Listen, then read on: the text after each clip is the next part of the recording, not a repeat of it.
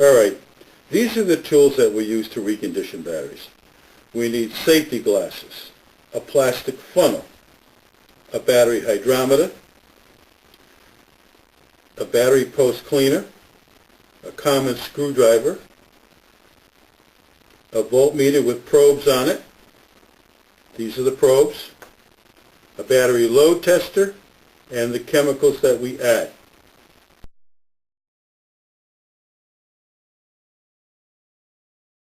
This is how we use a battery post cleaner. You'll notice it has wire brushes up inside it. You place it on the post, turn it several times, remove it, and then go to the next post, push it on, turn it several times, and remove it. That gets rid of the corrosion and dirt off the sides of the post.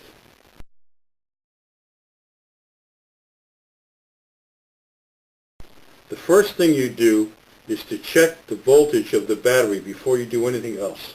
If the battery doesn't read at least 12 volts, you've got a problem with one of your cells, and the next thing you should do is check the cells to see if one of them's dead.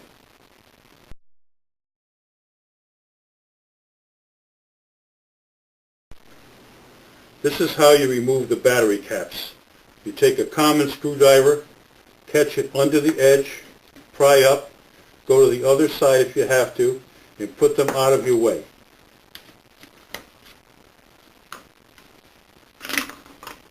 Now that we have the caps off, we can proceed with the cell test.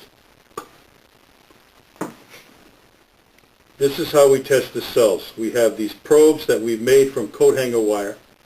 They're expendable. When they get corroded out, you just throw them away and make new ones. You just clip them onto your voltmeter, and then you place, this is how you start off.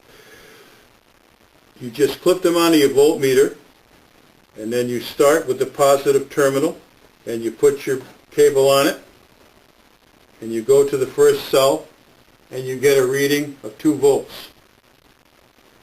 Then you go with the positive cable to the first cell and then to the second cell, and you should get a reading of 2 volts. Then you keep going down the battery, positive, negative, positive, negative, positive, negative, positive, negative. You must get a reading of at least 2 volts for each cell, or you've got a weak or a bad cell.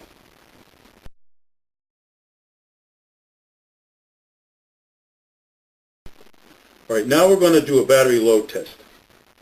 And it's important how you hook this up to the battery. You always take and hook up the positive lead first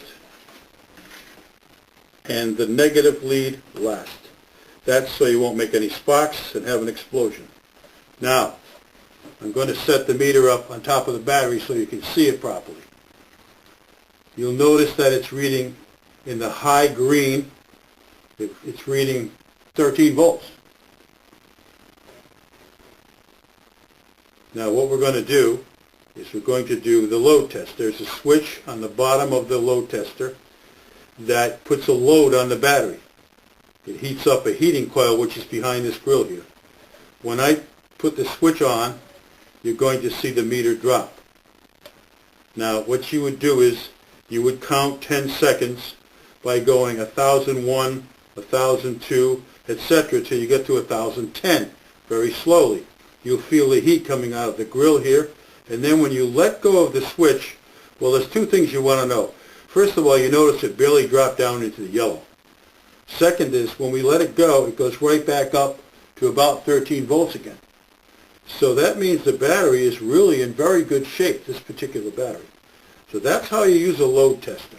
Now when you take it off, you always take off the ground first. You do it opposite than going on, and take off the positive last, again, so you won't make any sparks.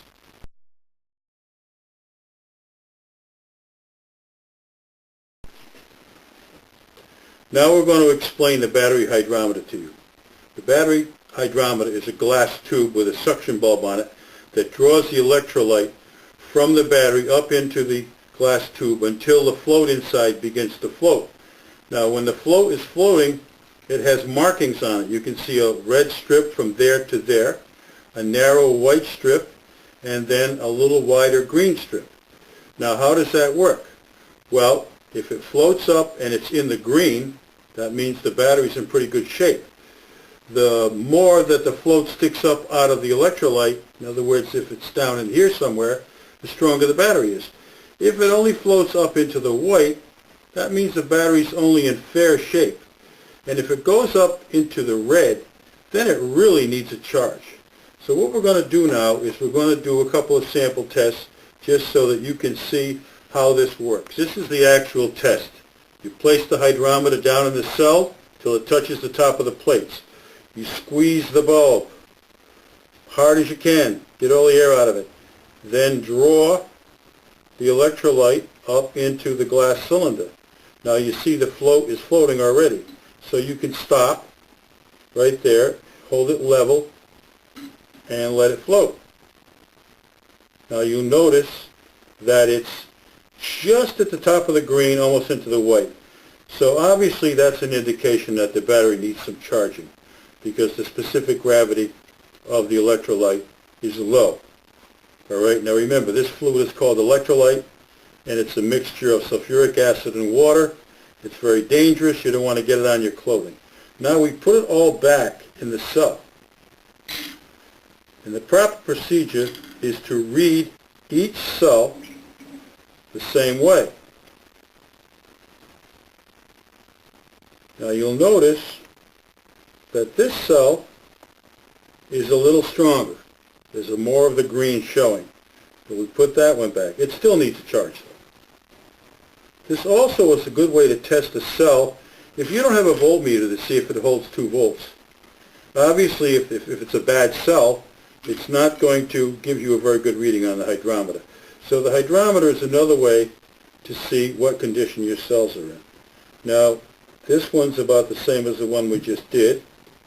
It's at the top of the green, again indicating that a charge is needed. While you're doing this, you should also check the level of the electrolyte inside the battery, and that level should be at least 1/8 of an inch above the top of the lead plates.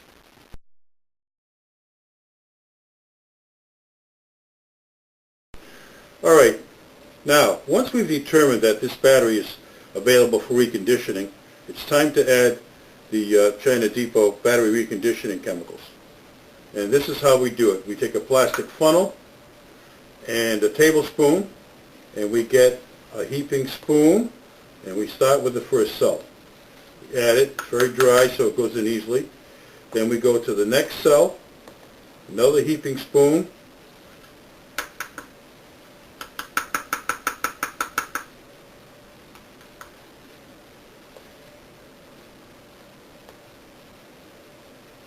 and then to the third cell, right on down till we've done all the cells in the battery.